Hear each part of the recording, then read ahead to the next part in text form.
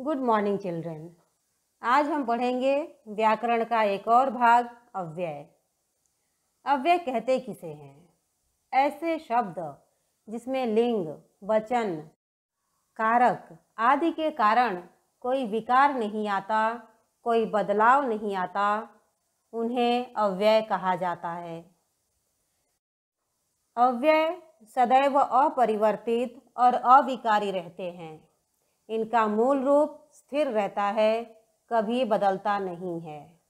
जैसे कि जब, तब, अभी, अगर, यहाँ, वहाँ, इधर, उधर, किंतु, परंतु, बल्कि, इसलिए, अतएव, अवश्य, कल, धीरे, लेकिन, चूंकि, क्योंकि आदि शब्द। इन शब्दों का प्रयोग वाक्य में जहाँ भी होता है वहाँ कोई बदलाव नहीं होता। अव्यय के मुख्य रूप से 4 भेद माने जाते हैं। पहला क्रिया विशेषण अव्यय, दूसरा संबंध बोधक अव्यय या संबंध सूचक अव्यय, तीसरा समुच्चय बोधक अव्यय और चौथा विस्मयादि बोधक अव्यय।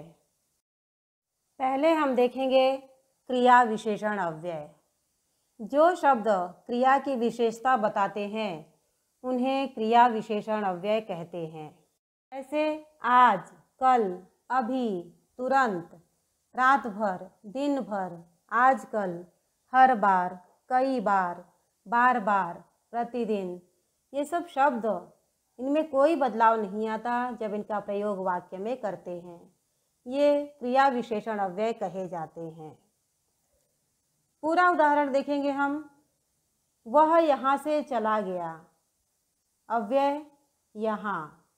घोड़ा तेज दौड़ता है, तेज क्रिया विशेषण अव्यय। अब पढ़ना बंद करो, अब क्रिया विशेषण अव्यय। बच्चे धीरे धीरे चल रहे हैं, धीरे धीरे क्रिया विशेषण अव्यय। सुधा प्रतिदिन पढ़ती है, प्रतिदिन क्रिया विशेषण अव्यय। वह यहाँ आता है, यहाँ। सुमन सुंदर लिखती है, सुंदर। मैं बहुत थक गया हूँ, बहुत क्रिया विशेषण अव्यय। इन वाक्यों में जितने भी अव्यय आए, यहाँ, तेज, अब, धीरे धीरे, प्रतिदिन, सुंदर, बहुत, ये किसी भी रूप में बदलते नहीं हैं, इसलिए ये क्रिया विशेषण अव्यय कहे जाते हैं। दूसरा है संबंध बोधक अव्यय। जो अव्यय या जो शब्द संज्ञा के बाद आने पर दूसरे शब्दों से उसका संबंध बताते हैं, यानी पहले शब्द का संबंध दूसरे शब्द से बताते हैं, उन्हें संबंध बोधक या संबंध सूचक अव्यय कहते हैं। ये शब्द संज्ञा से पहले भी आ जाते हैं।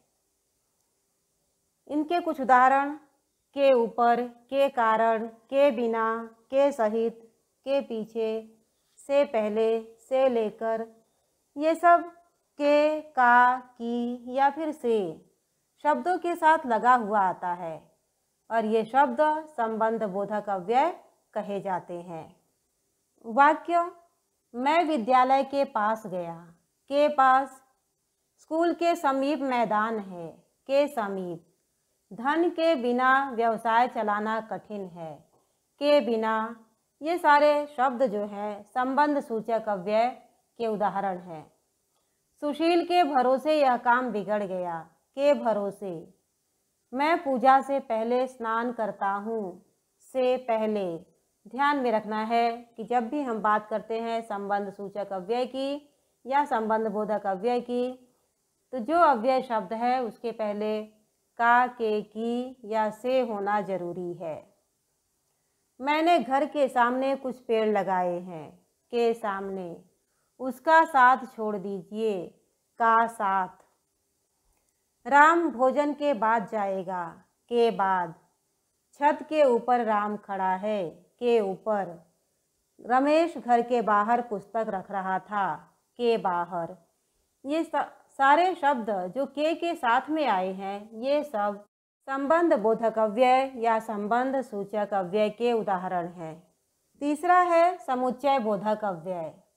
समुच्चय बोधक अव्यय जो शब्द दो शब्दों या दो वाक्यों या दो वाक्यांशों को जोड़ते हैं उन्हें समुच्चय बोधक अव्यय कहते हैं। इन शब्दों को योजक भी कहा जाता है। ये शब्द दो वाक्यों को परस्पर आपस में जोड़ते हैं और तथा, लेकिन, मगर, व, किंतु, परंतु, इसलिए, अतः, क्योंकि, ये सारे उदाहरण समुच्चय बोधक अव्यय के हैं। ये भी कहीं भी किसी भी रूप में बदलते नहीं हैं। वाक्य के रूप में उदाहरण: सूरज निकला और पक्षी बोलने लगे। और शब्द दो वाक्यों को जोड़ता है, इसलिए और समुच्चय बोधक अव्यय है। छुट्टी हुई और बच्चे भागने लगे। मैं पटना आना चाहता था लेकिन आ न सका। लेकिन मंजुला पढ़ने में तेज है परंतु शरीर से कमज़ोर है। परंतु तुम जाओगे या वह आएगा। या गीता गाती है और मीरा नाचती है। और यदि तुम मेहनत करते तो अवश्य सफल होगे। तो मोहन पढ़ता है और सोहन लिखता है। और ये सब शब्द जो हैं और, परंतु, लेकिन, या, तो समुच्चय बोधक अव्यय के उदाहरण हैं। चौथा है विस्मयादि बोधक अव्यय। जिन अव्ययों से हर्ष, शोक, घृणा, खुशी, दुख आदि भाव प्रकट होते हैं उन्हें विस्मयादि बोधक अव्यय कहते हैं। जिनका संबंध वाक्य के किसी दूसरे पद से नहीं होता उन्हें विस्मयादि बोधक अव्यय कहते हैं। जैसे वाह, आ, हाय, आ, सी, हट, अरे, हे, अहो आदि। इन्हीं शब्दों को वाक्य के रूप में देखेंगे। वाह, क्या बात है। वाह, विस्मयादि बोधक अव्यय। हम यहाँ बात करेंगे विस्मयादि बोधक चिन्ह की भी। विस्मयादि बोधक चिन्ह शब्द के बाद जहाँ उपयोग करना पड़े या किया जाए वहाँ विस्मयादि बोधक अव्यय ही होता है। हाय, वह चल बसा। हाय, विस्मयादि बोधक अव्यय। आह, क्या स्वाद है। अरे, तुम यहाँ कैसे। छी छी, यह गंदगी। वाह वाह, तुमने तो कमाल कर दिया। अहो, क्या बात है। आहा, क्या मौसम है। हाय, अब मैं क्या करूं।